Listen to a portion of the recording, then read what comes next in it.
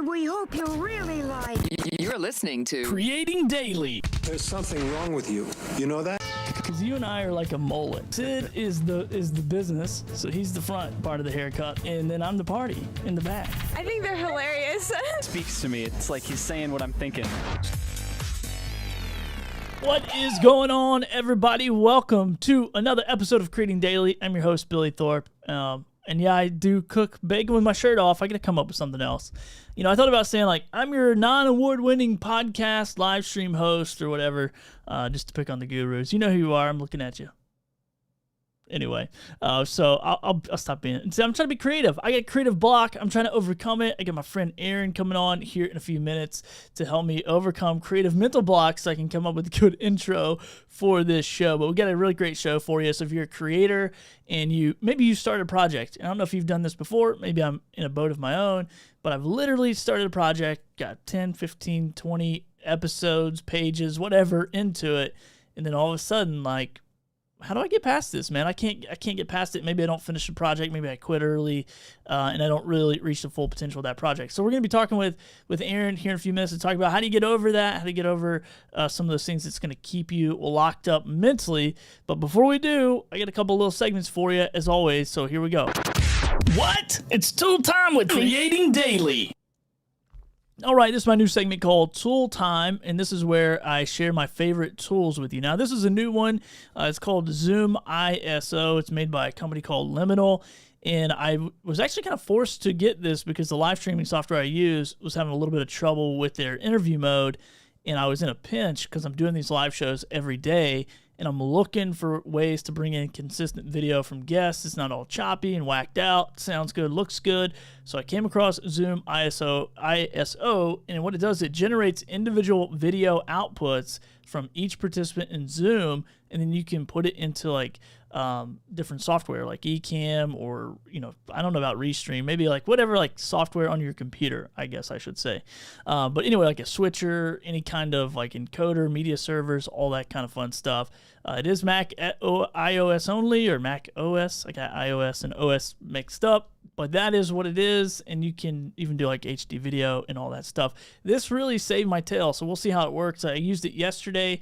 I'm going to use it today, and we'll see how the video is. But if you're having struggles bringing in those guests in certain applications, this did it for me. All right, let's jump over to our creator highlights. No cooking necessary, no assembly required. It's got to be funky. All right, if you're a creator and you're looking to be on other people's shows to expand your brand, to expand your reach, check out OneSheet Pro. You go to onesheet.pro/Billy Thorpe. You can check out my OneSheet and you can sign up off of that. And if you pay for a pro subscription, I get a kickback off of it because it has an auto affiliate program built right into it. They also have a directory of like all the people who have a OneSheet Pro that you can rank in. The more you share, the more you grow over there on OneSheet. So if you haven't checked it out, be sure to do that and get your own OneSheet, and it's a digital OneSheet, so it makes it really easy and awesome. Now, today's creator highlight goes, I guess, to Dateline NBC. Like, I'm not a big news fan or whatever, but this is a really good series of shows called The Thing About Pam.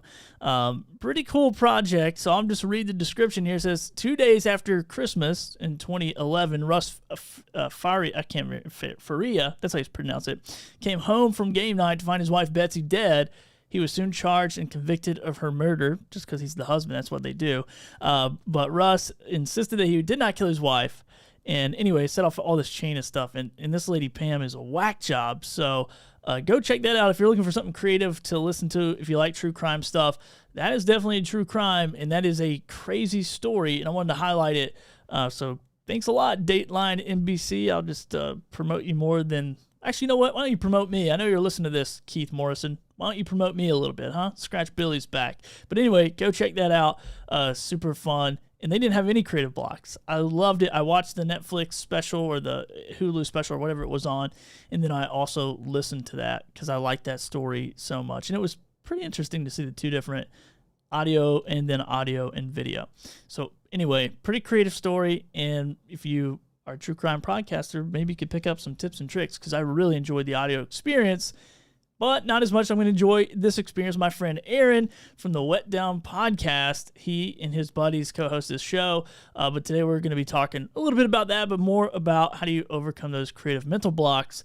So without further ado, I'm going to shut up as always and bring on my friend Aaron and remind him to unmute if he hasn't already, because I didn't mute you. He's a pro. What's up, man? Not too much, man. Thank you for having me. I appreciate the time. Yeah, man, absolutely. Well, hey, I appreciate your time. I know you're very busy. You're a dad, you're a husband, you're a podcast host, a creator. You're doing all the things. And so, man, I appreciate you coming on the show and dropping some gems of how do we get out of our own headspace. I don't want to drop too many gems, man. I need all the money I can get right now. I got to keep these rubies to myself sometimes. Can't give them all away. I'm keeping my gems. Sorry, man. So let's dive in. First of all, let's talk about, kind of your creator experience. This is something I probably should do on the show more often, but I usually just dive right in. But you and I are still getting to know each other a little bit. So, man, give me a little backstory on your creator journey here. So I'd say I'm about 19 to 20 months in. We decided during the pandemic, we got bored. A group of my buddies and I, everybody was streaming technology. You couldn't really see anybody.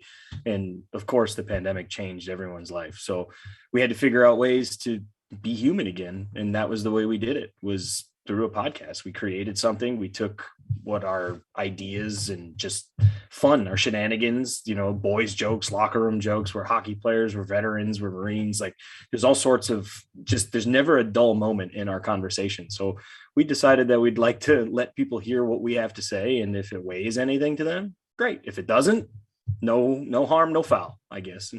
So we just try to have as much fun as we can. Yeah, man, that sounds so. Would you say that most of your audience reflects who you guys are as people as well? Like, have you attracted the same types of people? I would say so. Except for we've built our own little community. We do get onesies and twosies, new people that come in.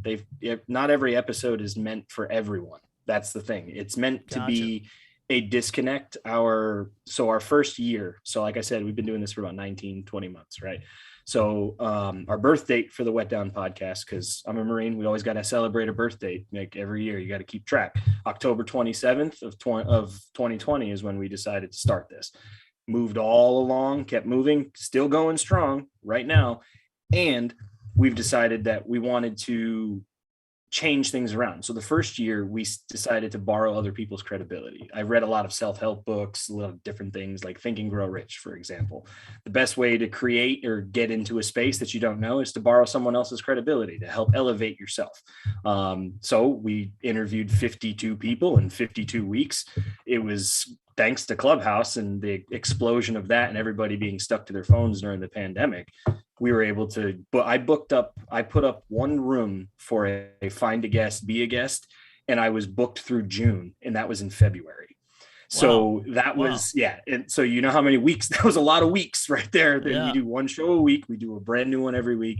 But the second half in our second season or second year, we decided to change things around and just be the four of us. Sometimes we bring a guest in. Sometimes we have a buddy come on. They're like, oh, I want to learn how to be a podcaster. I want to see what the experience is like. And we're like, okay, cool. So come on in. We'll have some fun. We tell some jokes, some dirty ones, some soft ones, some dad jokes, some mom jokes, whatever. And we're definitely not everybody's cup of tea, but we are everyone's shot of whiskey or tequila or rum or whatever it is that you got. So I'm sure that there's something that we'll say that you might laugh at. And that's what we've been focusing on this year as being like our team, our crew, whatever you want to call us. I like to call us a team because that's really what we are. We try to scratch each other's back as much as possible. We look out for each other.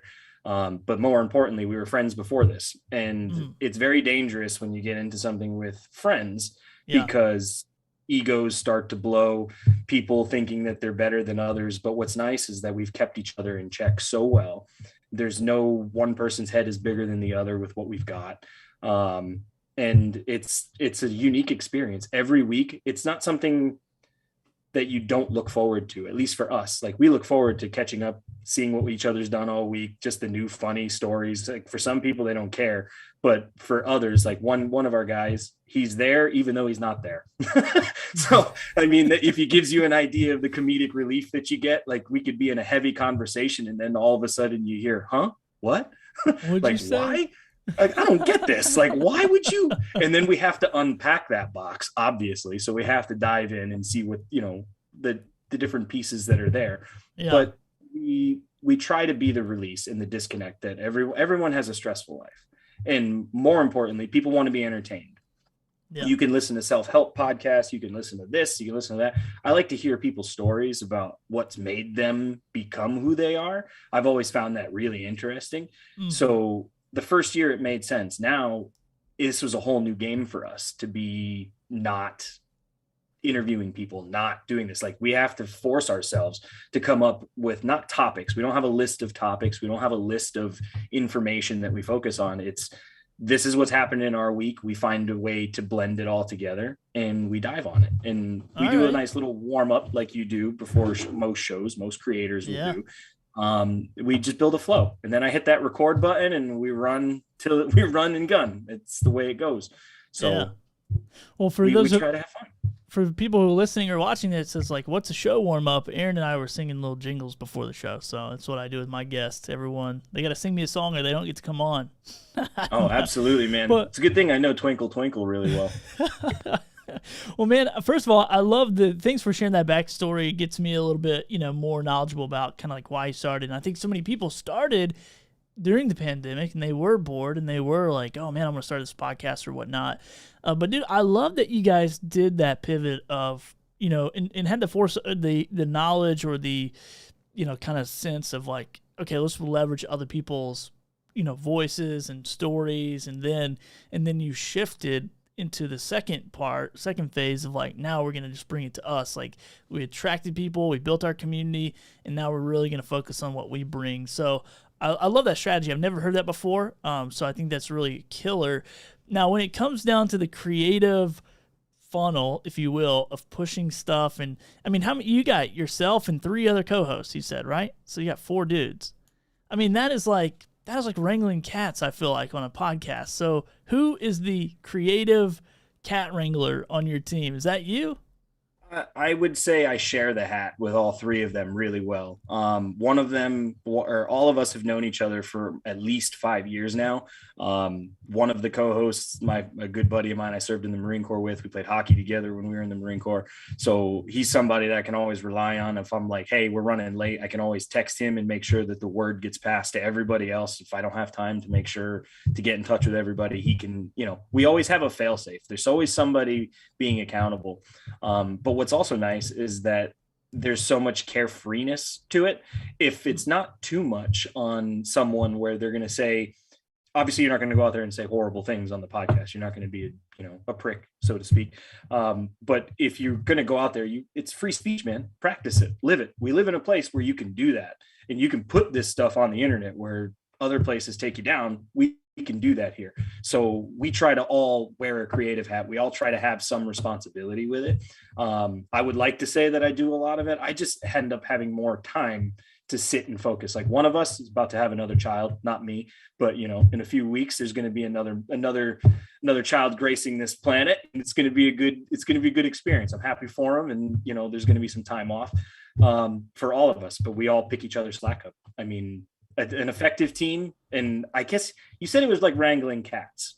I can say it's not wrangling cats, but when it's like when you got to get 4 grown adult men to sit down and try to stay focused on something and without getting too heated, because I'm a glutton for that. I do that once in a while. I like to go on my tangents, but it's important that these guys are there. Like, they are my back piece. Like, I might have a creative idea, or I might have the start of something, and then I'll say it and they'll snowball it and they'll make it bigger and bigger and bigger. And it just continues to go.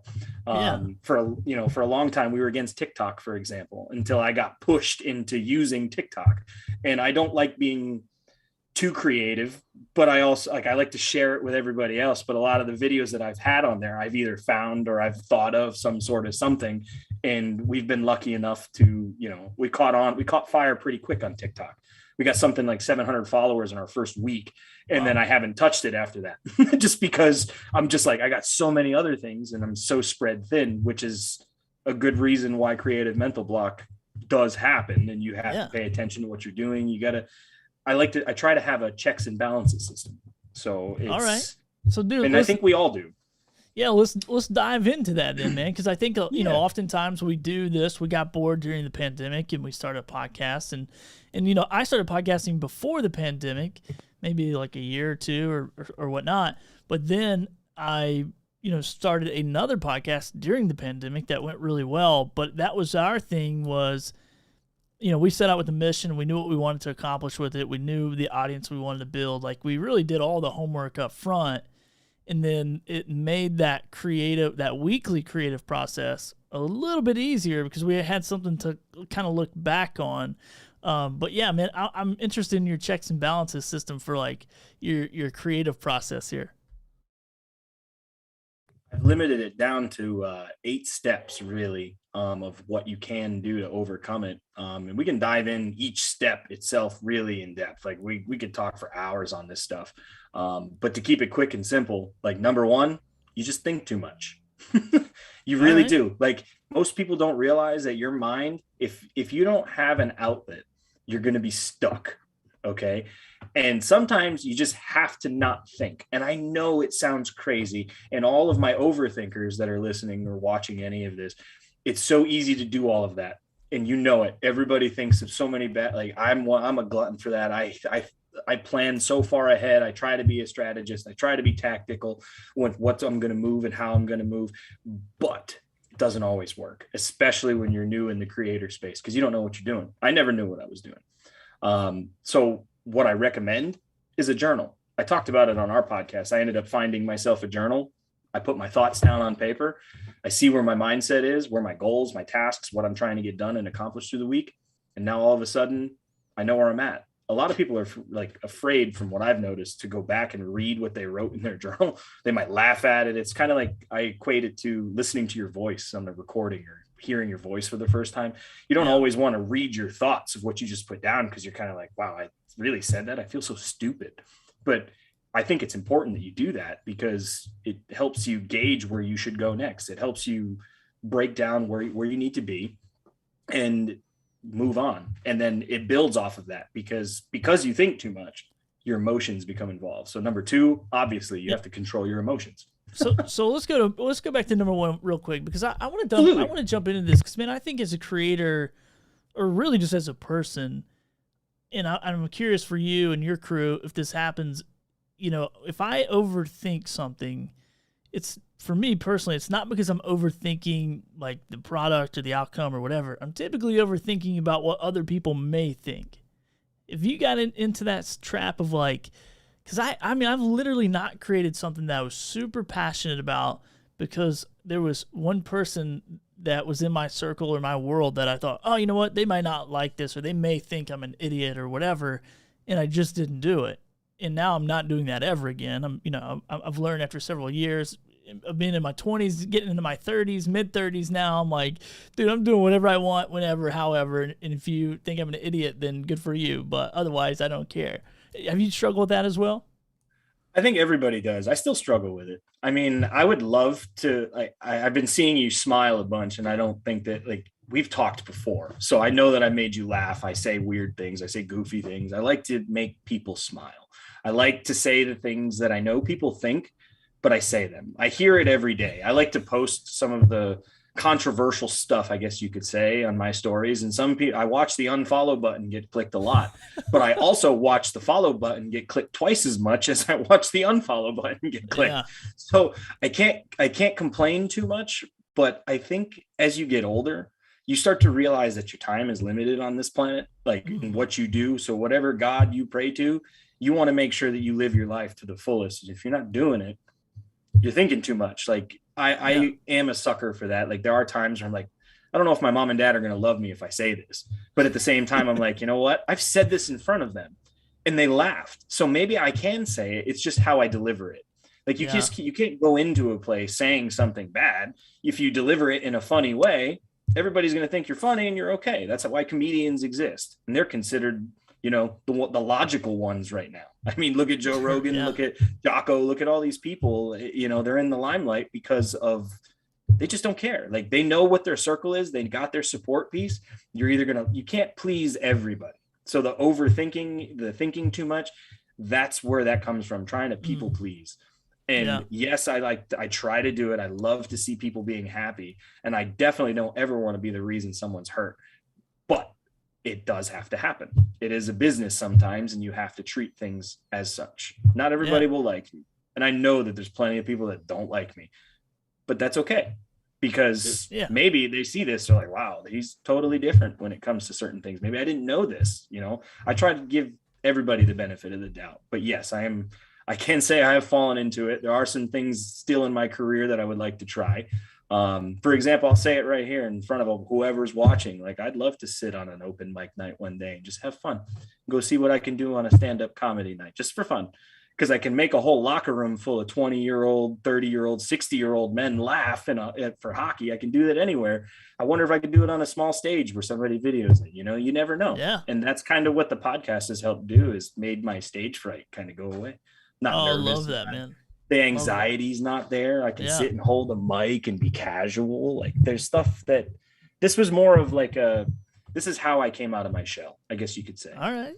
Yeah, man, I love that, dude. I think that's, I think it's killer for people who are like, what can podcasting do for me? Because oftentimes it's, I don't want to, I don't care if I grow an audience. I don't care if I make money. I don't care. But it's sometimes not, dude. It's therapeutic. Like, I get on this microphone and share my thoughts. And like you, I became a daily presenter. I created this Creating Daily show, not to get famous, not to grow my audience, not to do any of that stuff. It was literally because I said, I want to create a daily show. And then I'm like, why not? Why don't I just do it? And then whatever happens, happens. And I might get 2 months from now and be like, yeah, that's a lot of work. Not for me. I don't care. I'm out.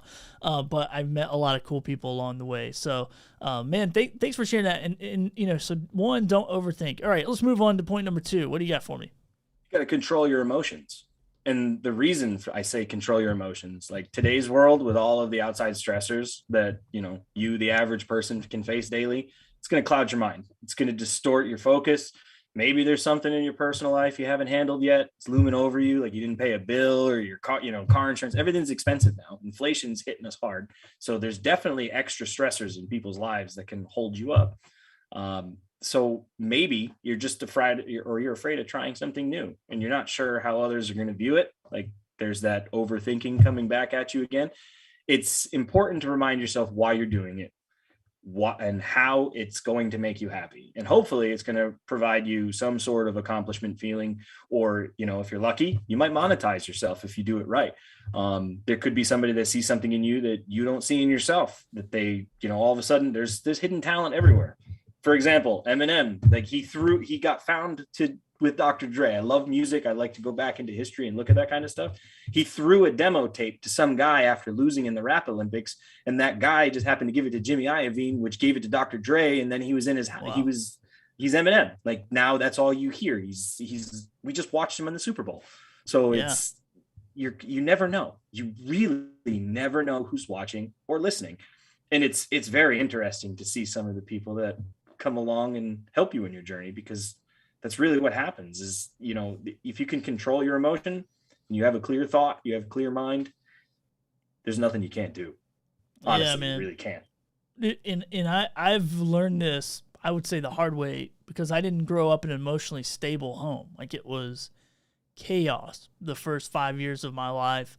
Probably even after that, somewhat chaos, a little bit better, but somewhat chaotic.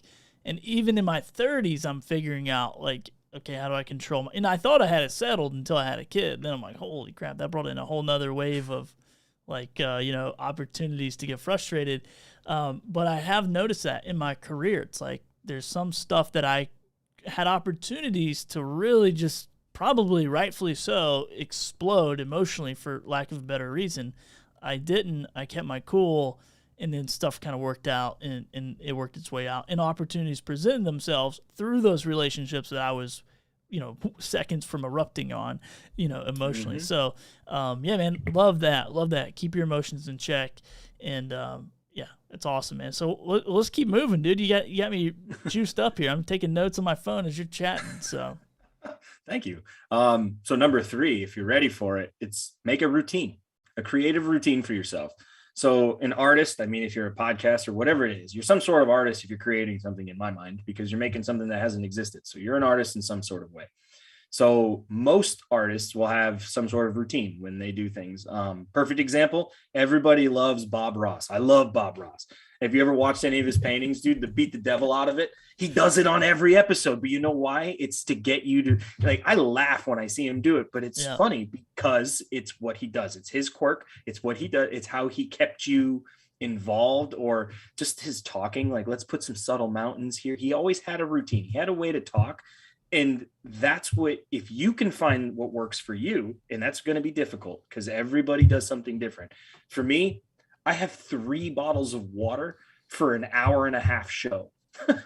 That's how it works. Same. I always have to have 3, and I'm going to slam them by the time I'm done, but I'm also not going to shut my mouth for that entire time. So I'm going to need to speak. I'm going to need to talk. And you have to learn, I guess I can thank my sales career before I started really doing all of this, how to talk, how to sit and be with people, how to understand the highs and lows of the conversation.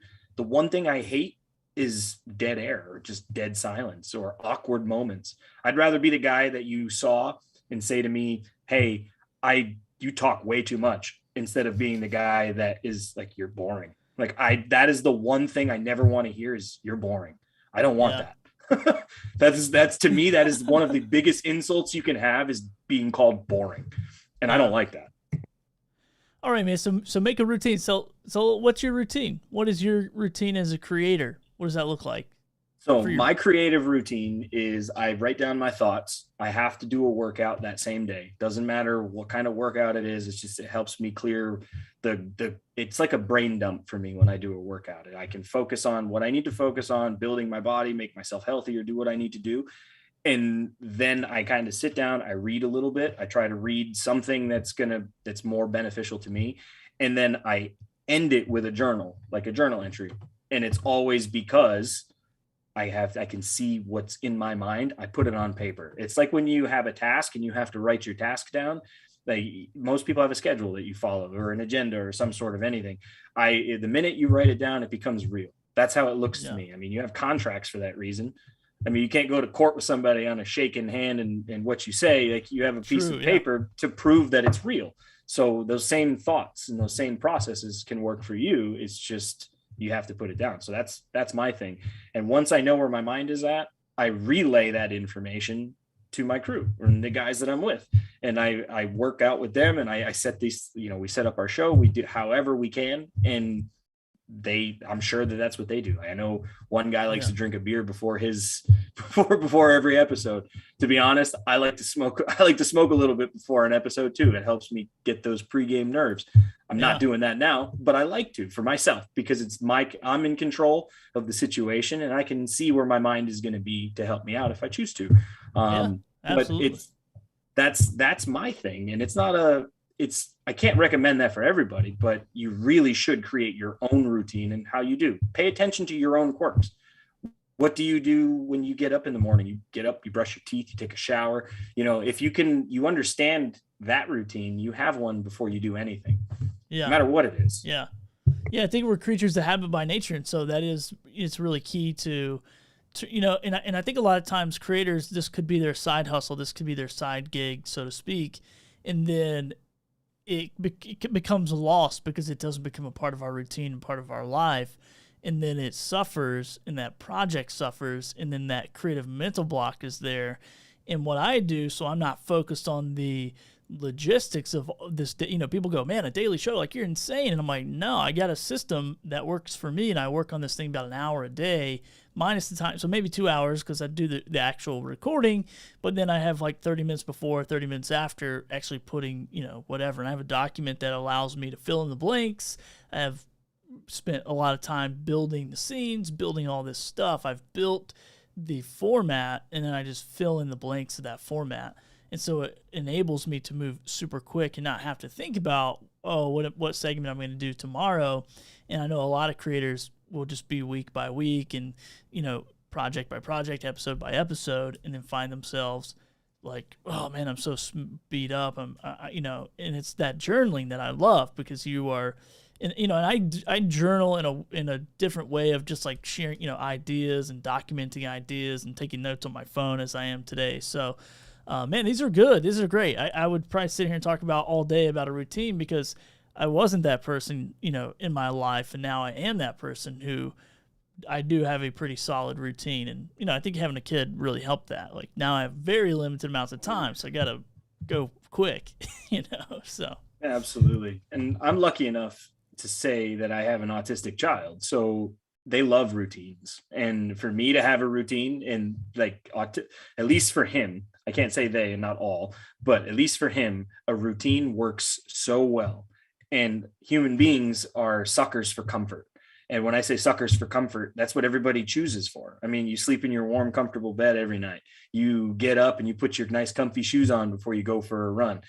If you put a little bit of pain in your life in some way, you have to force yourself to grow. Like David Goggins always talks about friction and how to make himself. You need friction to grow. So, I mean, you can have a routine. You can keep your routine, but don't be afraid to change it up, add to it, delete. You got to find what works for you. I mean, I can't say I'm superstitious, but I can say that if I've done something that is really, really good, I try to analyze it, break it down, and focus on exactly how my performance was in that one moment. And what did I do leading up to it to get to that point? How did I do it? If I did leg day the day before I skated, I need to do leg day before I skate every time until I play like crap again to figure out if that was the reason why I was doing so well, and so on and so forth. You just got to keep yourself moving. That's what I like to do. Dude, these are like really good points and if anybody's joining us, we're talking about how to overcome this creative mental block that we sometimes have as creators. And so you've given us a few keys, and so far that is, don't overthink it, don't get emotional, and make a routine, man. So take us on to number 4. I know you got 8 of these, so let's jump to number 4. Life changes. So your life is going to change. Change sucks, man. Everybody hates it. So when it does and it kicks you, you stand back up. And for me, I'm a military guy, so I'm always going to say, like, is that all you got, you little bitch? Like, I'm not a little bitch. I'm going to keep moving. I'm going to keep trugging along.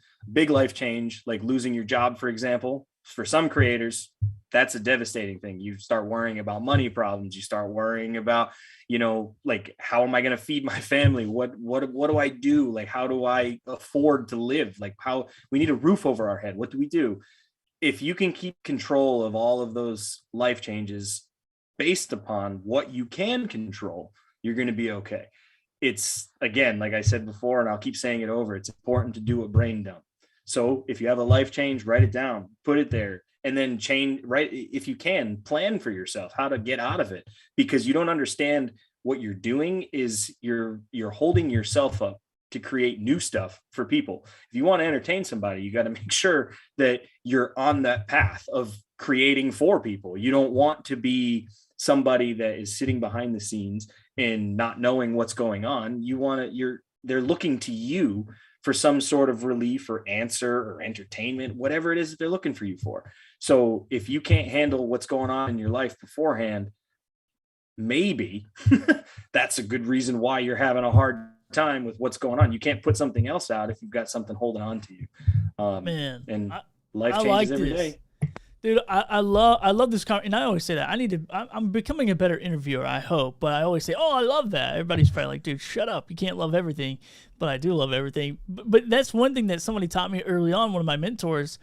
He said, Bill, if you want something to bigger than what you have or different or whatever, you can't just keep holding on to the same stuff all the time. And so it's healthy to let something go, let a project go, let a friendship go, a relationship go, or whatever, so you can move to that next level in your life and free up that brain space to really move into what you want to as a creator, as a content creator, whatever that looks like for you. And so I think that is hugely important to work through those things, document those things, and really look for it. And maybe even, my wife and son and I and our 2 dogs about this time last year decided, like, we're going to move to Puerto Rico. And that was, in my mind, was freaking me out, dude. Like, my wife's a little bit more hippie than me. She's super, like, whatever. She works off her computer. She owns her own business, does graphic design.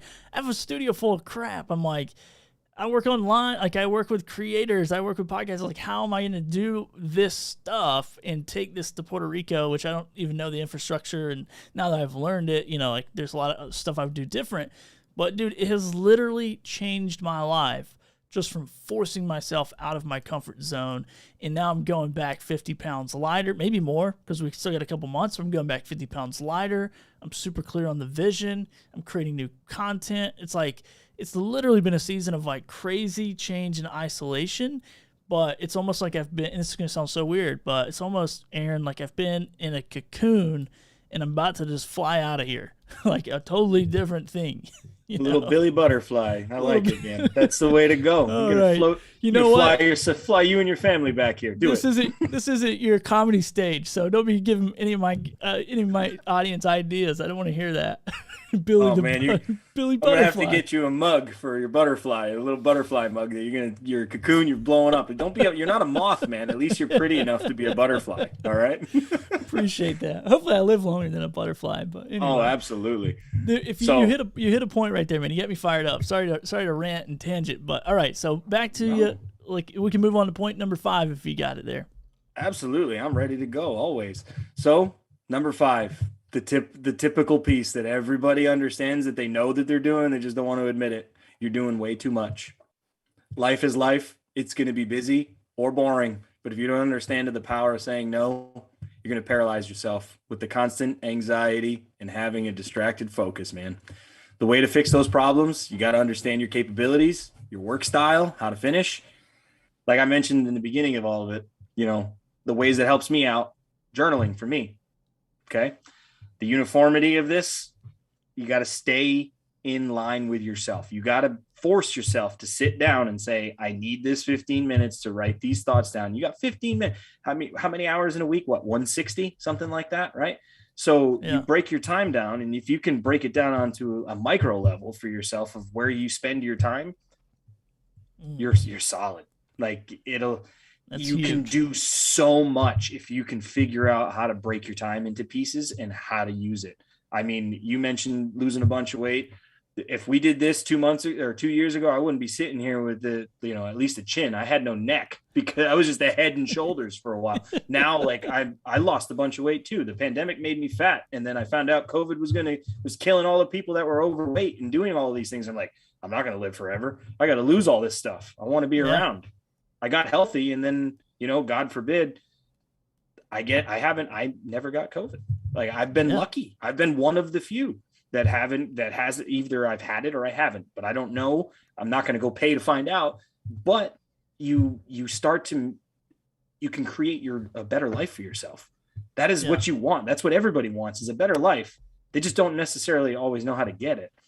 So yeah, man. Love it. Don't do too much. Don't, say no. I love that, man. I love that point. It's like, dude, and so many times in my 20s, I said yes to all the things I didn't really want to do. And I knew deep down, like, I don't want to do this. But the people around me, I just wanted to satisfy them. And I wasn't really focused on myself. And I think sometimes as people, as creators, whatever, like, we got to be selfish at times. Like, I lost 50 pounds because I was selfish. Everyone said, you should lose weight for your family. You should lose weight so you look better for your wife. You should lose weight so you can run and chase your kid. And I tried to lose weight for all those ways, and it wasn't until I stood in my kitchen and said, you know what, I want to lose weight for me. Just because I want to look better. I want to feel better. I want to be able to breathe. Like, I did have COVID when I was 50 pounds heavier, or maybe even more. And, dude, it was rough. Like, there was a couple days where I'm like, this might be the end. And I know it's because I can't breathe already because I'm just too big. Like, I'm too heavy and, all that kind of stuff, man. So, man, love that point. And I'm going to keep moving. So don't say yes to too much, and keep your focus where it really needs to be. So let's go to point number 6, and then we get some Q&A stuff too. So we'll hit 6, 7, and 8 real quick. Then we'll jump to questions and move on. So go for it, Aaron. Awesome. Technology. With today's world being as fast as it is, with the demand for everything to be instant and ready to use, it's important to remind yourself that you're handcuffing yourself with your own devices. Instagram, Twitter, Facebook, Snapchat, etc. All of them are made for you to waste your time and pull your attention to keep scrolling. So I know that for some, like us, we are creators. We do rely on using those for marketing pieces and such. But for what I feel is 99% of us, it's just a waste of time. And the reason it's just a waste of time is because how many billionaires do you see caring about what's on Instagram? How many times are they posting meals and packs of money and whatever it is that they've got? They're not doing that. They're focused on how are they going to make more. It's just they've corrected their focus. They understand that technology is a tool to help them and nothing more. It is their focus. That's what they want to do. And eventually that's what I hope to be, Yeah. I mean, make technology work for you, not work for it. That's good. So, Man, that's good. That's good. Yeah. So number 7, they're normal. Mental blocks are completely normal, man. And you can't say that they're not because they are. And the reason that they are, Thomas Edison is the perfect example of that. All right. He said he never failed at anything in his life. He only found 10,000 ways that something won't work. And it is so true. If you have the attitude to just keep going, you're okay. And I think everyone should adopt that right there. That quote that you said, I heard that early on in life, thank goodness. And that's what I always tell somebody. Like, well, that business failed. I'm like, no, I just figured out how it didn't work. I just figured out, what not to do and what I won't do in my next business. And so I think that's hugely important for people who start a show, start a podcast, write a book or whatever. If it falls flat, don't just chalk it up and let the lessons go with it, but figure out what those lessons are and take them into the next project. It's good. And the last but not least, number 8, never give up. You got to stay on course. You got to keep trying.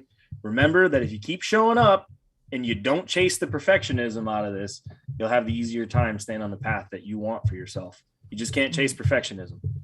That's it. Right. If you're able to kick perfectionism out of your mind, you can do really anything. Because I can tell you this, if you can't skate, you can't skate. But I bet you if you go out and practice a whole bunch, you're not going to fall down all too often. Like ice skating is a good example of just something simple like that. And I say it's something simple because it's super simple for me. I've been doing it for 30 years. Not many people have. So, it's always fun, but you got to start somewhere. And in order for you to start, you're going to suck at it. But if you don't give up, it's really cool to see what you can do if you don't give up. Yep. Yeah, 100%, man. I bet if we watched videos of you 30 years ago getting on those skates, we'd probably be like, wow, he's just never going to make it. He's never going to do it. Dude, it would have been with one of those big old camcorders on the side, like, mom and dad looking through. That's how it would have been microphone.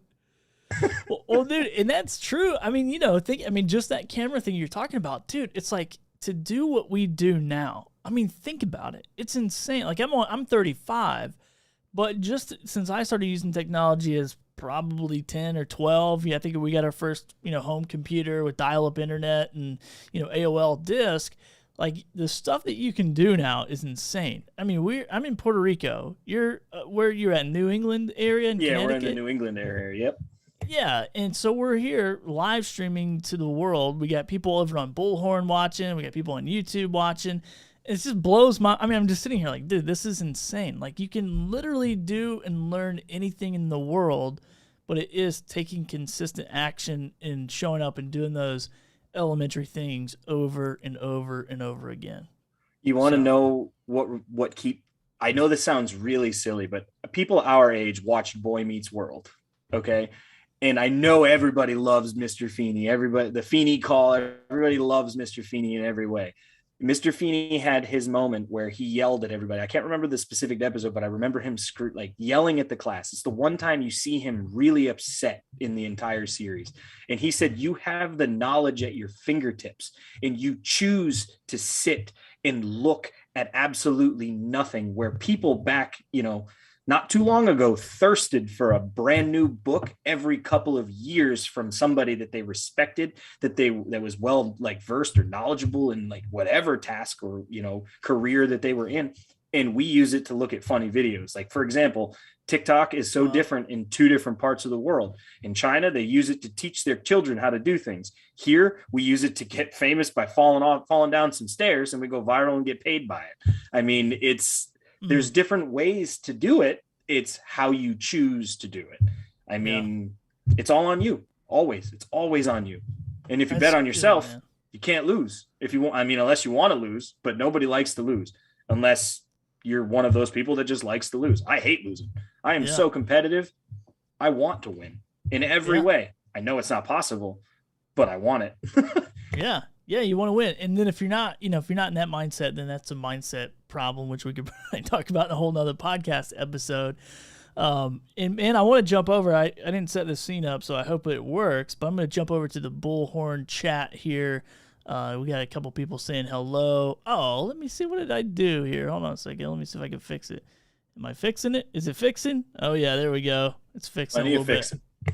I should have worked on it before, but anyway. So we got Resty says he loves Bob Ross, and then we got Sam says he overthinks his writing all the time, and then I encourage him there. But so right there in the question section from Sam is, what is a good source of inspiration? Like, where do you get your inspiration from, and how do you keep yourself motivated? I can say, like you, I'm very lucky to have loving parents. I'm lucky to have all that stuff. But life was not easy as a kid, at least for me. It was not easy. I didn't feel it was easy. I'm smaller than most people. Like, I'm sitting up on a booster seat in my own little chair here, but I'm average height for a woman, so it's hard. Like, that's my inspiration, is people look at me as I'm some little dude, but I have a 6'5" Napoleon complex mentality. Like, I'm not going to let somebody steamroll me. I'm not going to let somebody run me over. But I also took it as my inspiration is myself. Like, what kind of life do I want to live? I mean, you have all those moral protectors, like your parents. You don't want to hurt their feelings, your grandparents, your family, your close friends. You never want to offend them. But if you aren't happy with yourself and you're not able to do things for yourself, you're never really going to be happy. You need to figure out what works for you. For me, my inspiration, I'm lucky enough to have two little boys that stare up at me, and, like, luck for now, at least, they look at me and they're just like, hey, I need you. And they don't know why they need me, but other than love and, like, I'm their dad, but I know for myself, I need to be better. I need to figure out a way to provide for them, but I also need to find a way to be a good teacher to them and help them grow. So if I'm not doing things to the best of my ability, at least I can do things to the best ability for them, for my whole family, for whatever it is. That's my inspiration, is my little family that I have. I want to create my own. I want my own piece of land. I want my own American dream, and I have it. I'm living it, So yeah.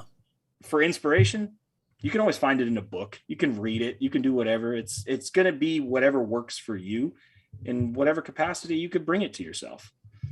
Yeah, that's good, man. And I think too, and I'll add to that a little bit, because what you said there is so important, man. I think so many times maybe our system does this, especially in the States, the educational system, and it's a rewards based and it's performance based, and it's not created equal for everyone. And it's like, dude, like, I was a horrible, horrible, horrible student, dropped out of high school a semester before it was over because I literally, like, couldn't pass an algebra class. And, it turns out I owned a business that generated, hundreds of thousands of dollars, and, like, organized and managed it all. I just couldn't learn how to count how many freaking strawberries Susie had and why they were missing, or whatever the equation was. And I was so focused on pleasing other people that I really didn't self-evaluate. And this is the thing too about being a content creator and doing what I do now, is I had to make it, and the pandemic helped this, by the way. I mean, there's a horrible, horrible things that came from this pandemic, but one of the beautiful things for my life was the opportunity to just stop, and the radio silence. I had a t-shirt business that was moving, signed the biggest contract we'd ever signed about 2 weeks before the pandemic. It comes back like, hey, we're not doing this, events canceled order. And I'm sitting at my desk, like, literally as a hobby podcaster, going, all right, what do I do next? And then phone call after phone call from entrepreneur and business owner was like, hey, man, I need to go digital. What should I do? And so I started, like, just talking to these people about creating content. And then Clubhouse, I discovered Clubhouse. And then all of a sudden, man, my world just lights up because I understood what the needs of people were around me. And then I made that decision because my wife's like, what are you going to do? I'm like, I'm going to create content. I'm going to be a content creator full time. Like, that's what I'm going to do. And, and luckily she's built her business up. And so that was a part of that financial relief to go, okay, go throw mud on the wall and see what sticks. And, we monetize the podcast super fast, and man, it's been incredible. But it was the decision to do it for myself. And when people, we live in a world that says don't be selfish, and I'm saying be selfish, because out of that selfishness, you'll build a life that is so, will allow other people to, to live in your family and your legacy. And I think that's what we're after, is we're building little time capsules with content, and we're putting it out there into the world, and hopefully our family can live off some of this revenue and inspiration down the road. So anyway, I would say it's not selfishness, man. It's more focus. Like, you can't say you're selfish. True. You're focused. That's true. You're focused. That's all it is. That's you true. know what you want, and you're going to get it. And if you treat everything in that way, there's nothing you can't do, man. I mean, Elon Musk 8 years ago was, broke. And look at him now.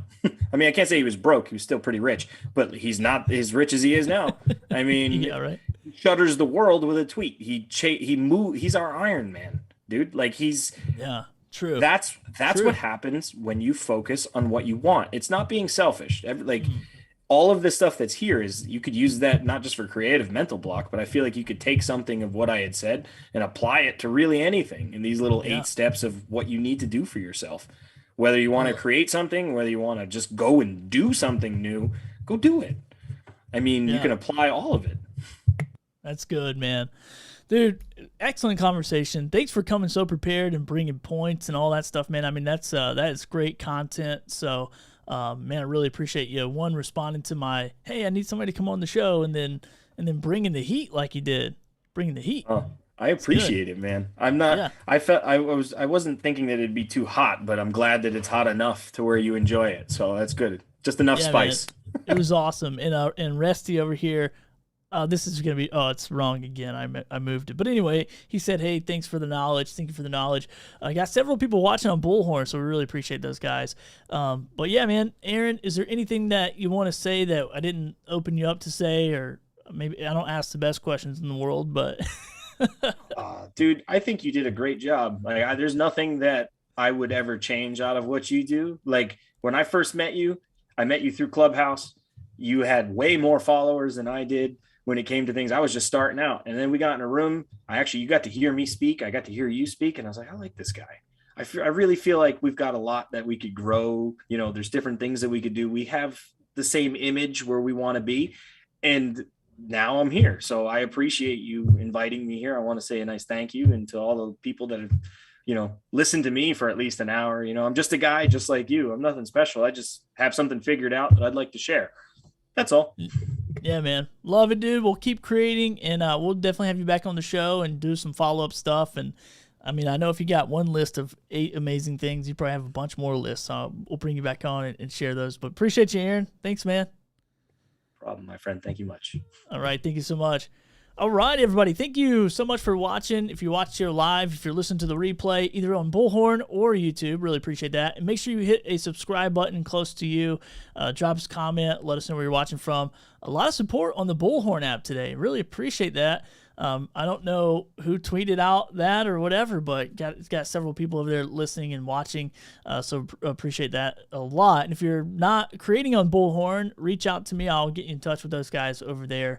They're creating an awesome platform, and we can definitely make the connection if you want to be a live streamer, podcaster, and use their platform.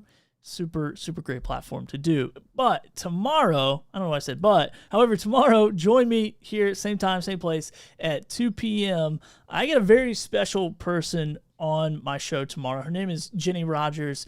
She is a 59-year creator. Super amazing person. She's a songwriter, a musician, an author. She just released a new book called Mama Bear Meditations.